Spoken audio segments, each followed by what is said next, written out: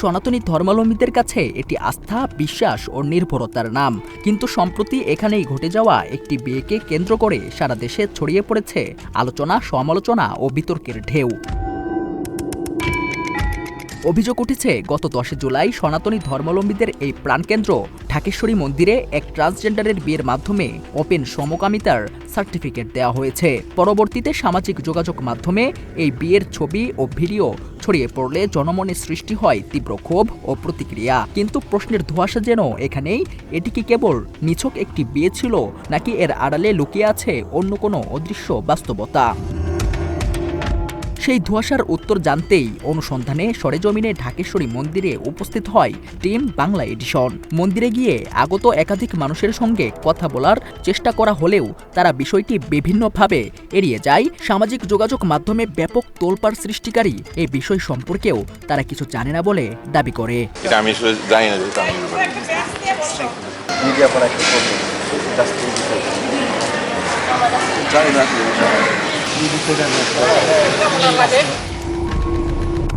অভিযোগ উঠেছে মন্দিরের কোনো পুরোহিত মোটা অঙ্কের টাকার বিনিময়ে এই ধরনের বিয়ে পড়িয়ে থাকেন।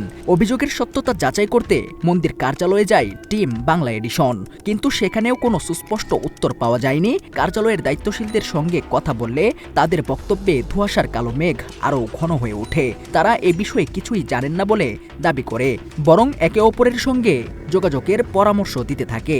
বিষয়টি ঘিরে সৃষ্টি হয় আরও ধোঁয়াশা। ভোটার আইডি কার্ডটা কি ভুয়া বানিয়েছিল না আসলে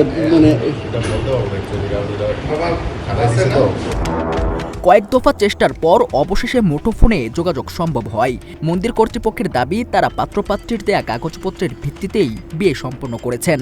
পাত্রী যে মুসলিম এবং ট্রান্সজেন্ডার এ বিষয়ে পুরোহিতের কোনো ধারণাই ছিল না, বরং সরল বিশ্বাসে তিনি এই কাজটি করেছেন বলে জানান। পাশাপাশি তারা দাবি করে বিষয়টি জানার পর চকবাজার থানায় অভিযোগ দায়ের করা হয়েছে। এমনভাবে করা হচ্ছে যে মন্দির মহাভারত অশুদ্ধ করে ফেলেছে এবং আমরা সামাজিক অপরাধ করে ফেলেছি। আমরা খালি এটুকুন বলতে চাই আমরা সরল মনে কাজটি করেছি। আমরা বলতে আমি পুরোহিত করেছি, কিন্তু যেহেতু আমরা কমিটির সাথে জড়িত ছিলাম আমরাই বলবো। একটা কাজকে যেহেতু থানাতে রিপোর্ট করাটাই সবচেয়ে স্বাভাবিক, আমরা থানাকে একটা রিপোর্ট করে দিই। তবে বিপত্তি ঘটে চকবাজার থানার ভারপ্রাপ্ত কর্মকর্তা মোহাম্মদ নূর হোসেন মামুনের সঙ্গে কথা বলার পর। তার দাবি থানায় মন্দির কর্তৃপক্ষের কোনো আনুষ্ঠানিক অভিযোগেই দায়ের করা হয়নি, বরং বিভিন্ন মাধ্যমে ঘটনাটি তাদের কাছে পৌঁছেছে। যেটাকে সমকামী বিয়ে পড়ানো হয়েছে, আসলে বিষয়টা মানে আপনাদের কাছে একটা অভিযোগ হয়েছে ওনারা বলতেছে, আসলে এটা বিষয়টা যদি একটু বলতেন প্লিজ ছোট করে। না কোনো অভিযোগ দেয় না আমাদের কাছে, আমরা বিভিন্ন মাধ্যমে জানছি এরকম আর কি। মন্দির কর্তৃপক্ষের নিজেদের দায়মুক্তির জন্য ট্রান্সজেন্ডারের বিয়েটিকে সরল বিশ্বাস বলে দায় এড়িয়ে যাওয়া এবং একই সঙ্গে থানায় অভিযোগ করার দাবির সঙ্গে পুলিশের বক্তব্যের অসামঞ্জস্যতা পুরো বিষয়টিকে আরও সন্দিহান করে তোলে। মাত্র 30% টাকায় জমির মালিক হয়ে নতুন বাংলাদেশের গড়ে তোলার স্বপ্ন দেখা বাংলা বসতি।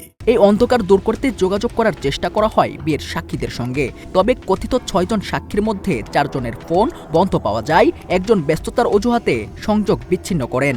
অপর সাক্ষী স্বপ্না বিশ্বাসের সঙ্গে দীর্ঘ চেষ্টার পর কথা বলা সম্ভব হয়। তার বক্তব্যে উঠে আসে এমন কিছু তথ্য যা সরাসরি প্রশ্নবিদ্ধ করে মন্দিরের ব্যবস্থাপনাকে। তিনি জানান তিনি বরকনের কোনো আত্মীয় নন, বরং মন্দিরের ভেতরে একজন তাকে সাক্ষী দেওয়ার জন্য অনুরোধ করায় তিনি সাক্ষী হয়েছেন। ছিলাম মানে কি বলা হয়েছিল আপনাকে? আমি তো ওখানে মাঝে মধ্যেই যাই, জি। তো দেন আমাকে বললো যে আপু হেল্প করেন, দেন ওইটাই তো নানাই করছি। ও মানে ওই হেল্প করতে বলেছিল কি আপনাকে? মানে জানি আমি চিনি না। বাংলা এডিশনকে দেয়া সাক্ষীর এই বক্তব্য মন্দির কর্তৃপক্ষের সরল বিশ্বাসে বিয়ে করানোর দাবির সঙ্গে পুরোপুরি সাংঘর্ষিক। কারণ মন্দির কর্তৃপক্ষ বলছে সাক্ষীদের বরকনের পক্ষ থেকেই নিয়ে আসা হয়েছিল, অথচ সাক্ষীর দাবি তিনি তাদের কোনো আত্মীয় নন। এই দ্বন্দ্ব নতুন করে প্রশ্ন তুলে যাচাই বাছাই ছাড়া সাক্ষী গ্রহণ কতটা দায়িত্বশীলতার পরিচয়। অন্যদিকে অনুসন্ধানে উঠে এসেছে আরও কিছু চাঞ্চল্যকর তথ্য। শিশির বিশ্বাস নামে মন্দিরে দেয়া এনআইডিটি ভুয়া। ওই এনআইডি নম্বর প্রকৃতপক্ষে মোহাম্মদ জাহিদুল ইসলাম নামে এক ব্যক্তির। তার পরিচয়পত্রের নম্বর ব্যবহার করে নাম, বাবা মায়ের নাম, ঠিকানা ও ছবি পরিবর্তন করা হয়েছে বলে জানা গেছে।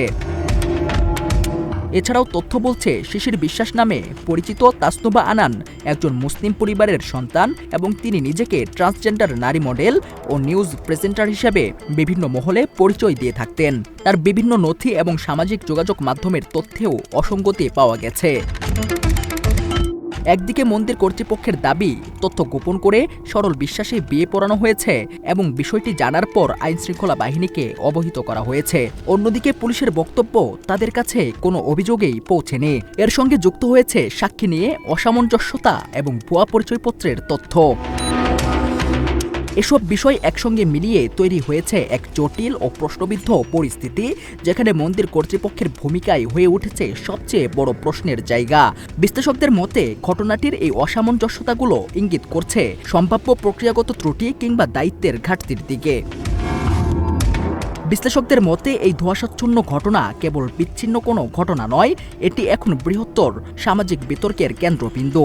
তাই প্রয়োজন একটি সুষ্ঠু, নিরপেক্ষ ও স্বচ্ছ তদন্ত, যেখানে আবেগ নয় প্রাধান্য পাবে প্রমাণ, অভিযোগ নয় প্রতিষ্ঠিত হবে সত্য। বাংলা এডিশন, ঢাকা।